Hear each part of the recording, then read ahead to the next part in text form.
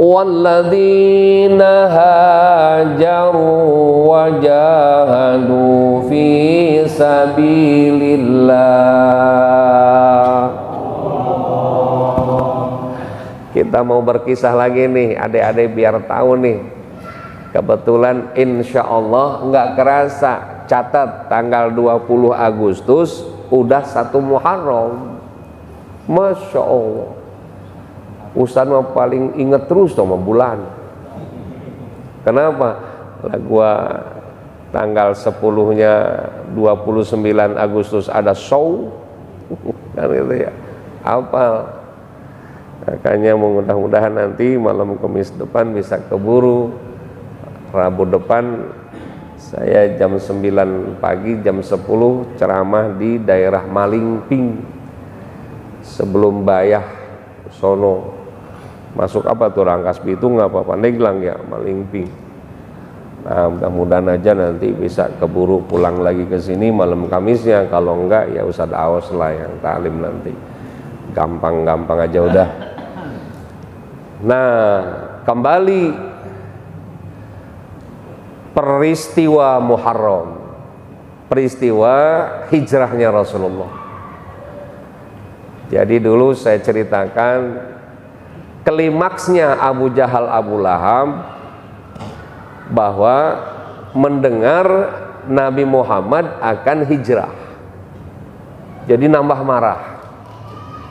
Jadi sesungguhnya itu kafir Quraisy ingin membunuh Nabi dan para pengikutnya secara pelan-pelan. Makanya diembargo ekonomi.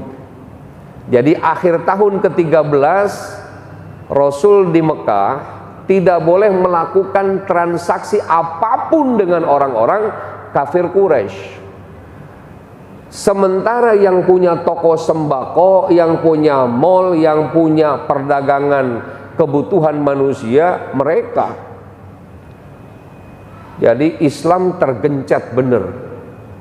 Akhirnya Nabi munajat sama Allah. Solusinya tadi,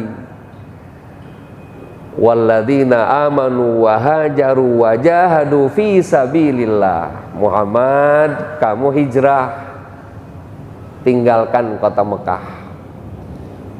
Mereka termasuk orang-orang yang berjuang membela Allah. Bagaimana berjuangnya? Disuruh meninggalkan kampung halaman, rumah ditinggalkan, kebunnya ditinggalkan, ladangnya ditinggalkan, perusahaannya ditinggalkan, lapaknya ditinggalkan, disuruh hijrah meninggalkan kota Mekah. Nah ini dengerin remaja nih, hebat Rasulullah, ahli strategis. Rasul pertama kali pernah hijrah ke Abyssinia, sekarang jadi negara Ethiopia, di belahan Afrika, negara yang paling kaya di sana dulu. Dulu di masa Abdul Muthalib dulu rajanya Abraha. Abraha mampus dilemparin batu kerikil ame burung emprit, namanya burung ababil. Burung apa tadi? Emprit. Orang burungnya kecil, waktu kerikilnya juga kecil, bahkan seperti tabhin, seperti apa ya, kerikil tanah itu kecil, tapi dilemparin ke Abraha, Abraha angus ame burung emprit, gajahnya pun angus ame burung emprit. Nah proses suksesi kerajaan di Ethiopia diganti oleh Raja Najasyi waktu pas ketemu dengan Nabi. Nah, Raja Najasyi sudah masuk Islam. Dulu ada gereja paling hebat di Ethiopia namanya katedral. Gerejanya dilapis dengan emas. Tapi orang sana tetap aja pengen ngelihat Ka'bah. Magnetnya Ka'bah kayak apa? Padahal cuma batu doang. Makanya di situ Abraham marah. Ini rakyat gua nih pada ke Mekah nih ngeliatin Ka'bah, padahal Ka'bah cuma dari, emang dibungkus dulu Ka'bah kagak, lah cuma batu doang. Tapi magnetnya luar biasa, dan sampai hari kiamat magnetnya Ka'bah itu kayak apa? Siapa orang Islam yang nggak kepengen ke Mekah, betul? Waduh, sampai kemarin ada 263 orang yang nerobos pengen ibadah haji yang ilegal, ketangkep kemarin. Saya cari namanya, awas ada nggak ya? Oh nggak ada, selamat ya. Imron ada nggak Imronnya? Enggak, ada dia, nggak ada. Alhamdulillah. Itu saking ada magnetnya tuh Ka'bah. Waduh, bukan main tuh. Nah dulu Rasulullah hijrah ke Abyssinia tuh, Raja Najasyi masuk Islam. Makanya dulu pernah saya ceritakan Nabi dikasih hadiah berupa batu akik oleh Raja Najasyi. Dibawa ke Mekah, cuman batu doang, oleh Rasul diikat dengan perak. Dipakai sama Rasul mengenang Raja Najasyi. Jadi Rasul kalau ngelihat cincin, wah Raja Najasyi, sahabat Rasul yang dulu ngasih batu akik, selalu dipakai di jari manis sebelah kiri. Makanya jamaah kalau pengen dikenang mesti harus apa tadi? Oh, ngasih batu akik katanya. Kan saya nanti lihat, oh ini dari Haji Toha, gitu. Paham, Pamis, paham? Itu kalau nggak ada, ya apa yang mau dikenang? Itu paham kan nih? Paham sih paham. Ada tuh, akik tuh, akik. Nah, tapi Rasulullah milih hijrahnya ke mana? Ke Yatsrib. Nah, sekarang jadi kota Madinah. Kenapa Rasulullah milih kota Yatsrib? Karena di sana sudah ada 21 orang yang masuk Islam, namanya kaum Ansor. Siapa mereka? Mereka wongo tuangannya, tokohnya namanya Syekh Ayyub Al-Ansari. Tuh, waktu mereka masuk Islam di perbatasan antara Mekah dengan Madinah, namanya Aqabah. Makanya dalam Al-Quran ada bai'atul Aqabah. Jadi dibaiat oleh Rasul di Aqabah. Maksudnya supaya tetap ikatan batin, walaupun tidak jumpa dengan Rasulullah, tetap mengamalkan keislaman. Yang kedua nih, sengaja Rasulullah milih Yatsrib. Kenapa? Karena di situ pintu keluar masuknya pedagang Arab. Jadi kalau orang Mekah pengen dagang ke luar negeri, mesti ngelewatin Yatsrib. Tuh, kalau Yatsrib dikuasai Muhammad, berarti Abu Jahal mampus, nggak bisa dagang. Jadi satu-satu di Mekah Nabi diembargo ekonomi, hijrah ke Yatsrib, sengaja nanti Yatsrib dikuasai sehingga kafir Quraisy tidak bisa apa tadi? Berdagang. Hebatnya Rasulullah. Nah itu ahli strategis namanya. Ahli strategis namanya. Nah, ahli strategis itulah Rasulullah. Nah, ketika mendapatkan wahyu dari Allah, wahajaru wajahadu fi sabilillah. Bilangin Muhammad, bilangin Muhammad, jangan bilang siapa-siapa tentang hijrah, takut kedenger ame Abu Jahal. Takut kedenger, bahaya kalau kedenger, pasti nambah marah mereka. Nah, akhirnya dikumpulin sahabat, musyawarah sampai pertengahan malam, sampai pagi jam 02 pagi baru selesai musyawarah. Musyawarahnya bagaimana? Persiapan untuk hijrah meninggalkan Mekah ke Yatsrib. Tuh. Pesan Rasul sama sahabat, jangan bilang siapa-siapa ya. Iya, Rasul sampai ke rumah, pulang pagi, kan ditanya sama bini. Kata bininya, "Bang, ini pagi-pagi gini dari mana sih?" Diem aja suami-suami tadi. Waduh, istri nambah curiga aja. Ayo dari mana ngomong, dari mana ngomong. Ada yang tangannya ke perutnya, gitu kan, cubit gitu. Ayo ngomong dari mana? Dari mana? Diem, kata suaminya, sebetulnya dilarang sama Rasulullah mah. Apa maksudnya? Apa dari mana? Tapi mama janji jangan bilang siapa-siapa ya. Apa? Kita disuruh hijrah ke Madinah, ke Yatsrib, ame Rasul. Kita persiapan aja. Tapi mama jangan bilang siapa-siapa ya. Ya, kan istri sahabat yang lain juga nanya begitu. Dari mana bang pulang pagi? Curiga aja emang namanya bini itu. Iya, pada nanya. Besok paginya kumpul di tukang sayur. Kumpul ibu-ibu tadi. Kata ibu yang satu, laki lu tadi pulang pagi ya? Iya. Dari mana sih? Dari mana sih? Tapi lu jangan bilang siapa-siapa ya. Musyawarah sama Rasul, disuruh hijrah ke Madinah, tapi lu jangan bilang siapa-siapa ya. Dia kumpul lagi sama ibu yang satu. Laki lu tadi malam pulang pagi ya? Iya. Dari mana sih? Dari mana sih?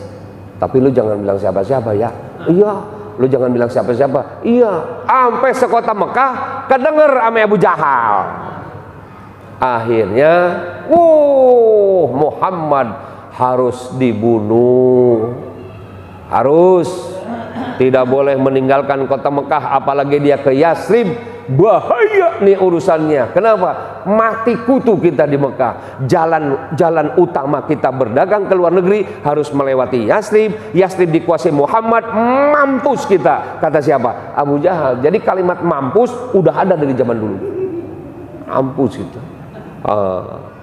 Akhirnya instruksi Abu Jahal, Muhammad harus dipancung malam Senin bertepatan dengan bulan Muharram. Ini ceritanya.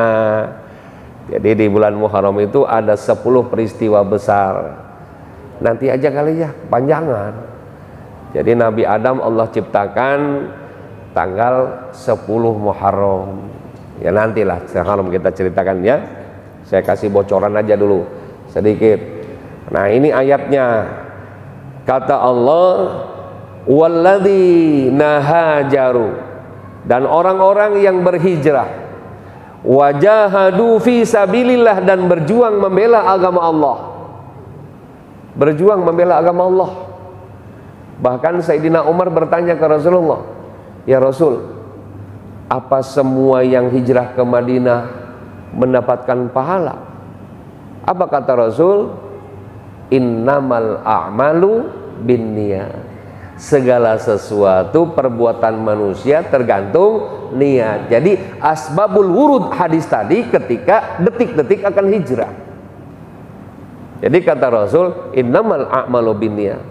Faman kanat hijratuhu ilallahi wa rasulih fa hijratuhu ilallahi wa rasulih. Barang siapa yang hijrah dari Mekah ke Madinah karena Allah dan Rasulnya, pasti akan mendapatkan Allah dan Rasulnya. Wa man kanat hijratuhu lidunya. Barang siapa sahabat umat Islam yang hijrah karena urusan dunia, au yungkihuha, atau datang ke Madinah pengen nikahin orang Madinah. Karena orang Madinah perempuannya lebih cantik dari Mekah. Kenapa? Karena pegunungan. Mekah itu sohro, padang pasir, agak kehitam-hitaman sedikit. Kenapa? Padang pasir. Tapi kalau gunung, tadi Madinah, perempuan Madinah, mari kita bayangkan. Tinggi semampai, rambut ikal, alis kayak bulan sabit, mata lentik, hidung mancung kayak burung kakatua. Beda pegunungan. Makanya kalau mau calon istri, Imron ke sono, Cianjur, mana lagi? Sukabumi, terus mana lagi? Pegunungan, sana, Putih, sana. Bahkan ada di Jambang Sura di sana, perbatasan dengan laut mana, dulu peninggalan orang-orang Portugis di situ. Jadi orang Portugis dulu ngawinin orang sana, anaknya, cucunya.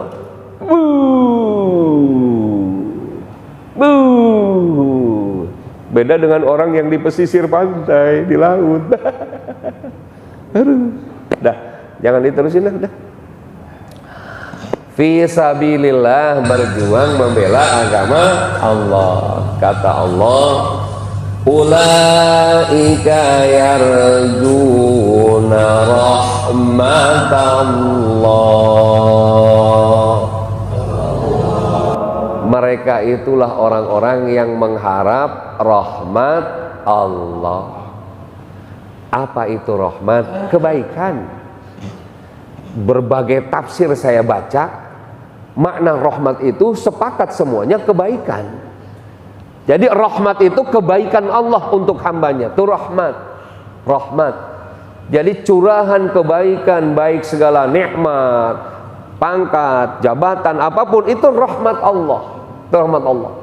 Termasuk kita mendapat rahmat alam dunia, Allah mengutus Nabi dan Rasul akhir, Kanjeng Nabi Muhammad sallallahu alaihi wasallam. Wa ma arsalnaka illa rahmatan lil alamin. Tuh, tidak semata-mata aku utus Muhammad ke alam dunia kecuali rahmat untuk alam semesta.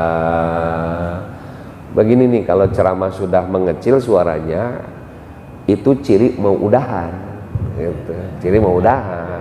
Itu. Tadi kan baca ayatnya gitu. Wa ma arsalnaka illa rahmatan lil alamin. Berarti terakhir apa? Shadaqallahul azim. Itu masa naik lagi? Aneh itu ya, masa naik lagi? Itu namanya mau udahan. Itu namanya rahmat. Makanya bapak-bapak kalau pengen punya menantu baik, kawinin ame si rahmat. Karena rahmat artinya baik. Tapi di Cangkareng rahmat tukang copet. Rahmat mabok. Rahmat mabok. Rahmat kagak pantas sama tuh. Rahmat. Jadi fadzalika, kata Allah, fadzalika falyafrahu. Kenapa? Karena Allah turunkan rahmat. Siapa? Kanjeng Nabi Muhammad. Fadzalika, maka oleh karenanya falyafrahu, maka bersukaria kalian. Bersukaria kalian. Wallahu ghafurur rahim. Allah Maha Pengampun lagi Maha Penyayang. Dah, kita buktikan ini ayat. Kita buktikan ini ayat. Jadi diakhiri oleh kalimat wallah, demi Allah. Ghafurur Rahim, Allah Maha Pemberi ampun dan memberi kasih sayang. Apa coba? Kalau memang mengharap rahmat Allah, hijrah meninggalkan rumah, meninggalkan kampung halaman, meninggalkan ladang, meninggalkan lapak, ditinggalkan semua karena menggapai rahmat Allah, Allah pasti orang itu diampuni dosanya. Yang kedua, Allah kasih apa? Kasih sayangnya. Ada sahabat namanya Abdurrahman bin Auf. Siapa namanya? Catat, bin Auf, bin Aus lagi. Lo mah belum minum kali aus. Iya, Abdurrahman bin Auf. Tuh, datang ke Rasulullah. Ya Rasul, saya kasihkan kepada engkau semua hartaku. Jadi unta, sapi, kambingnya dikasihkan ke Rasulullah untuk bekal hijrah. Rasul nanya, wahai Abdurrahman bin Auf, kamu kasihkan semuanya harta kepada Rasulmu, kepada Rasulnya. Lantas kamu punya apa? Apa jawaban Abdurrahman bin Auf? Saya punya Allah dan punya Rasulnya. Subhanallah. Catatan sejarah, Abdurrahman bin Auf sampai ke Madinah, walaupun nggak punya apa-apa, dengan tangan hampa, istrinya nggak punya apa-apa, anaknya juga nggak punya apa-apa, sampai ke Madinah. Kan orang Madinah kan iba. Orang Madinah kaum Ansor mau ngasih, ini kebun saya punya 4, yang satu buat dirimu Abdurrahman bin Auf. Tidak, tunjukkan pasar Madinah di mana.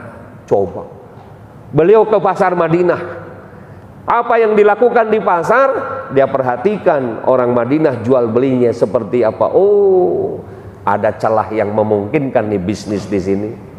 Ketika mereka apa? Jadi dagang itu barter mereka. Jadi kerbau berapa, sapi ditukar kambing berapa gitu. kambing ditukar unta berapa gitu, barter kan dulu kan. Kata Abdurrahman bin Auf, atau mendingan pakai uang nih.